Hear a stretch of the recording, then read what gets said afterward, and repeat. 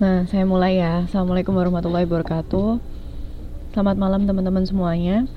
Hari ini bertemu lagi dengan saya di manajemen pemasaran. Jadi kita sudah menyelesaikan 5 modul. Nah, sekarang kita menginjak ke modul ke-6, yaitu peranan daur hidup produk dalam strategi pemasaran. Nah, ini saya mulai. Jadi pertama adalah kita belajar tentang pengertiannya. Pengertiannya itu apa sih daur hidup produk itu? Nah, ternyata daur hidup produk adalah sebuah metafora atau kiasan biologis yang menelusuri tahap-tahap penerimaan sebuah produk sejak perkenalan produk itu atau biasanya disebut dengan kelahiran sampai di penurunannya. Ini dari McDaniel 2008. Tetapi ada beberapa pengertian lagi yang mungkin lebih gampang dimengerti, yaitu dari Solomon 2008. Daur hidup produk adalah sebuah konsep yang menjelaskan bagaimana produk-produk itu mengalami 4 tahap yang berbeda dari lahir sampai mati. Nah, tahap-tahapnya itu seperti yang pernah kita pelajarin di modul sebelumnya. Tahap-tahapnya itu ada mulai perkenalan, pertumbuhan, kedewasaan, dan penurunan. Ini ada 4 tahap yang sesuai dengan gambar daur hidup produk yang di pertemuan kemarin. Nah, ini ada 4 tahap. Yang pertama adalah tahap perkenalan, tahap pertumbuhan, kedewasaan, dan penurunan. Nah, ternyata di peranan daur hidup dalam strategi pemasaran ini sangat penting. Jadi kita tuh belajar bagaimana di setiap tahap ini tuh ternyata strategi pemasarannya itu berbeda-beda antara satu tahap dengan tahap yang lainnya. Nah, misalnya di tahap perkenalan. Nah, berarti di tahap perkenalan ini apa sih strategi pemasaran yang sangat penting di dalam tahap perkenalan itu? Ternyata dia menitip beratkan kepada tahap promosinya. Jadi di tahap perkenalan ini, promosi adalah hal yang paling penting karena konsumen itu masih belum tahu produk yang akan kita keluarkan. Sehingga kita harus memberikan lebih fokus terhadap promosinya. Nah, seperti itu. Nah, ini Mbak Yusni, benar sekali, yaitu tahap promosi. Yang kedua, di tahap pertumbuhan. Tahap pertumbuhan ini konsumen sudah mulai tahu tentang produk kita. Jadi, apa yang harus difokuskan dalam tahap ini? Ternyata distribusi. Jadi di pertumbuhan ini, distribusi ini merupakan hal yang sangat penting untuk lebih membuat produk kita dikenal oleh konsumen dan konsumen bisa mendapatkan produk kita dengan cepat. Karena sudah mulai kenal, sudah mulai tahu. Jadi tuh begitu ada pembeli kita langsung mendistribusikannya dengan cepat. Dan yang ketiga adalah tahap kedewasaan. Di tahap kedewasaan ini ternyata yang paling berat atau yang harus dititik beratkan atau difokuskan dalam tahap kedewasaan ini adalah harga. Jadi karena sudah mulai banyak sekali pesaing-pesaing atau perusahaan-perusahaan saingan kompetitor yang menjual produk yang sama, nah kita mulai memperhatikan harganya. Kapan diberikan diskon, kapan diberikan, apakah harganya kira-kira sudah lebih murah atau lebih mahal. Nah, kita mulai untuk memikirkan harganya. Dan di tahap keempat adalah penurunan. Karena ini mulai menurun, jadi produksinya ini mulai penjualannya lebih menurun. Di tahap ini tuh semakin banyak sekali kompetitor dan kebanyakan konsumen itu malah membeli produk-produk dari perusahaan lain, bukan dari perusahaan kita, sehingga penjualannya itu semakin lama semakin menurun. Nah, oleh karena itu kita sebagai pengusaha atau yang memiliki usaha atau sebagai manajer pemasarannya, kita bisa memberikan strategi untuk mengurangi biaya. Karena kalau misalkan kita biayanya lebih banyak, semakin lama semakin banyak terus, perusahaan kita bisa rugi. Nah, kalau bisa rugi, bisa-bisa kita tidak bisa menutupi biaya-biaya lain yang lebih penting. Nah, seperti itu. Jadinya pada tahap ini kita melakukan strategi pengurangan biaya. Sampai di sini ada yang ingin ditanyakan teman-teman di 4 tahap daur hidup produk dan bauran pemasarannya.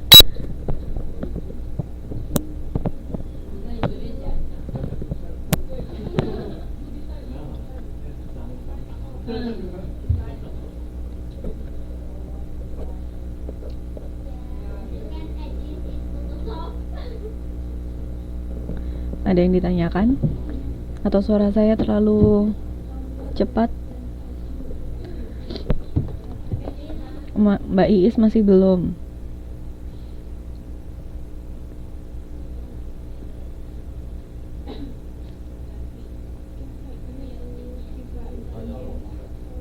Mbak Ari boleh. Boleh apa Mbak? Masih ada yang ingin ditanyakan? Oh, Mbak Friska lanjut. Ya, saya lanjutkan ya.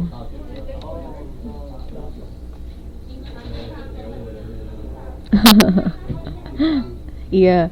Nah, ini saya lanjutkan. Nah, setelah kita belajar tentang lebih mengingat lagi tentang daur hidup produk, nah ini kita mulai mengingat bahwa ternyata upaya jangka panjang yang harus dilakukan perusahaan adalah membuat daur hidup produk sepanjang mungkin agar investasinya tidak sia-sia. Jadi produk itu berbeda, jangka hidupnya itu, daur hidupnya itu berbeda antara produk yang satu dengan produk yang lain. Dan apa yang membedakan antara produk yang satu dengan produk yang lain itu adalah upaya yang kita lakukan. Kalau kita sebagai manajer pemasaran misalnya tidak melakukan upaya apapun, misalnya setelah kita mengeluarkan suatu produk terus lalu kita jual saja dan tidak ada promosi, tidak ada pengurangan harga atau tidak ada diskon-diskon. Nah, semakin lama itu konsumen tuh ya cuma membeli saja di awal karena penasaran, namun bisa jadi semakin lama konsumen akan meninggalkan produk kita karena tidak ada upaya-upaya yang kita lakukan. Nah, itulah yang harus dilakukan oleh perusahaan, yaitu membuat daur hidup produk ini sepanjang mungkin hingga ia bisa terus berada di dalam pasar. Nah, misalnya contohnya ini yang biasanya dari dulu sampai sekarang biasanya ada produk yang berdiri sejak tahun misalnya 1970 misalnya. Nah, berarti perusahaan itu sudah ada di sini tuh di pasaran tuh selama bertahun-tahun. Nah, itu merupakan perusahaan yang bagus karena dia sudah bisa memberikan terobosan-terobosan baru atau memberikan strategi pemasaran yang membuat produk itu bisa bertahan lebih lama. Nah, strategi apa saja yang dapat ditempuh untuk mempertahankan atau memperluas pasar? Nah, ini ada 3 strategi. Yang pertama adalah promosi yang lebih agresif. Jadi, ketika produk kita sudah mengalami penurunan penjualan, misalkan ternyata sudah banyak kompetitor-kompetitor lain dan perusahaan lain itu juga menawarkan produk yang sama dengan hal-hal yang lebih menggiurkan sehingga konsumen tuh mulai melirik produk lain dibandingkan produk yang kita jual. Nah, itulah kita harus memberikan promosi yang lebih agresif. Nah, promosinya bisa berupa promosi secara langsung, misalnya biasanya ini kartu penjual provider seperti IM3, Telkomsel. Nah, itu mereka biasanya di jalan-jalan untuk memberikan iklan, mereka membuat maskot yang lucu-lucu. Nah, seperti itu. Nah, itu termasuk promosi yang secara langsung di lapangan. Jadi mereka langsung membagikan voucher-voucher itu dan memberikan kalimat-kalimat persuasif yang membuat orang tertarik untuk menggunakan produk itu atau kartu provider itu. Dan biasanya orang tertarik karena di situ kok rame ya, terus ada maskotnya lucu sekali. Nah, jadi orang tertarik. Nah, itu contoh-contoh promosi. Ada promosi juga yang ia melakukan iklan di TV, iklan di majalah, atau iklan di dunia maya atau di internet. Nah, seperti itu termasuk ke dalam promosi yang lebih agresif. Kemudian ada yang menciptakan penggunaan baru. Nah, menciptakan penggunaan baru ini misalnya ini ada contoh. Nilon yang ditemukan oleh DuPont pertama kali dipakai untuk parasit dan kaos kaki. Jadi ini ternyata kain nilon itu ditemukan oleh DuPont, yaitu perusahaan kimia di Amerika, dan pada saat itu tuh hanya digunakan untuk parasit dan kaos kaki. Jadi kegunaannya pada saat itu hanya untuk dua produk itu. Nah, namun semakin berkembangnya waktu dan ternyata perusahaan itu mulai berpikir kira-kira dengan produk nilon ini apa saja yang bisa digunakan untuk apa saja. Nah, kemudian ia mulai melakukan pengembangan penggunaan atau biasanya kita sebut biar lebih gampang, kegunaan fungsinya itu berbeda dengan bahan yang sama, yaitu nilon yang awalnya hanya untuk kaos kaki dan parasit. Kemudian dikembangkan lagi, ternyata dari bahan yang sama yaitu nilon itu bisa dikembangkan untuk menjadi ban, bisa jadi karpet, bisa jadi sweater. Nah, seperti itu. Jadi kegunaannya baru. Ini ada tambahan Mbak Galuh. Selamat datang Mbak Galuh. Selamat bergabung. Ya nggak apa-apa. Mari kita langsung bergabung di manajemen pemasaran modul 6. Jadi ini yaitu menciptakan penggunaan baru. Jadi yang awalnya dengan bahan atau material yang sama, kegunaannya itu berbeda. Dari awalnya hanya untuk parasit dan kaos kaki, dikembangkan lagi menjadi bahan karpet dan sweater dengan bahan yang sama. Ini adalah untuk pengertian dari menciptakan penggunaan baru. Kemudian yang ketiga, strateginya yaitu mencari pemakai baru produk tersebut.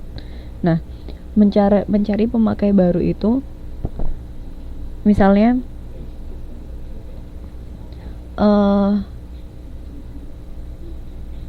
contohnya seperti produk minuman Coca-Cola. Pada awalnya Coca-Cola itu hanya menciptakan Coca-Cola, Sprite, dan Fanta, yaitu dengan sasaran targetnya yaitu orang-orang yang menyukai minuman bersoda karena Coca-Cola, Fanta, dan Sprite adalah merupakan minuman-minuman yang bersoda. Namun dengan seiringnya banyak waktu ini ternyata Coca-Cola ini mulai memikirkan untuk mempertahankan daur hidup produknya atau untuk mempertahankan brand atau merek Coca-Cola itu di mata konsumen. Ia mulai mencari pemakai baru. Berarti gimana kalau kita sekarang mencari konsumen-konsumen yang tidak hanya tertarik terhadap minuman soda saja, tapi minuman yang tidak bersoda, tapi juga konsumen yang menyukai minuman tidak bersoda juga bisa mengkonsumsi produk-produk dari Coca-Cola. Kemudian ia mengeluarkan Pulpy Orange. Pulpy Orange itu kan merupakan produk Coca-Cola, namun merupakan minuman yang tidak bersoda. Jadi lebih ke buah-buah dan tidak memakai soda. Jadi pemakai baru produknya, jadi menambah lagi penggunaan konsumennya semakin berkembang lagi di Coca-Cola itu.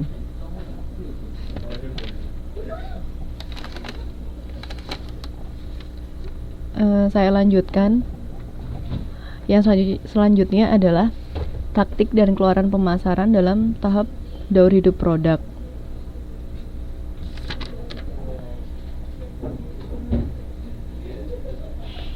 Ini ada 4 tahap.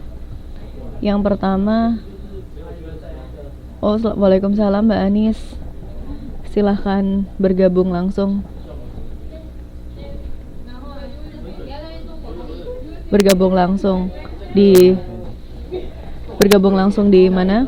Di modul 6. Iya Mbak, sambil disambi nggak apa-apa. Modul 6.6. Nah, sekarang kita belajar tentang taktik dan keluaran pemasaran dalam tahap daur hidup produk. Jadi ada 4 tahap. Yang pertama adalah perkenalan, pertumbuhan, kedewasaan, dan penurunan.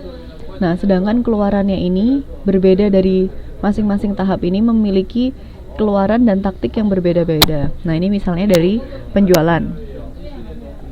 Penjualan itu dalam tahap perkenalan ia rendah karena merupakan produk yang baru diluncurkan, sehingga penjualan produk tersebut tuh rendah atau tidak karena masih baru dipasarkan, orang masih belum tahu. Ini Mbak Anis, tugas perdana saya sudah Mbak Riza terima belum ya? Oh, ya ini sambil saya cek ya. Ini ada beberapa yang sudah masuk di email saya. Nanti di akhir materi kita cek lagi ya siapa aja yang sudah masuk. Ini ada Mbak Jasmine sudah masuk. Terus ini ada Sania Twin, Mbak Yusni. Oh sudah Mbak Anis Kurliana sudah masuk dengan nama Nabil ini ya. Nim sudah masuk Mbak Anis. Ada Mbak Galuh juga ini ya, Melisa ini juga sudah masuk. Nah, saya lanjutkan ya. Untuk yang ini pada tahap perkenalan ini, umumnya penjualannya masih rendah karena ia merupakan produk yang baru diluncurkan ke pasar. Nah, oleh karena itu konsumen masih belum tahu seperti apa produknya sehingga penjualannya itu rendah. Kemudian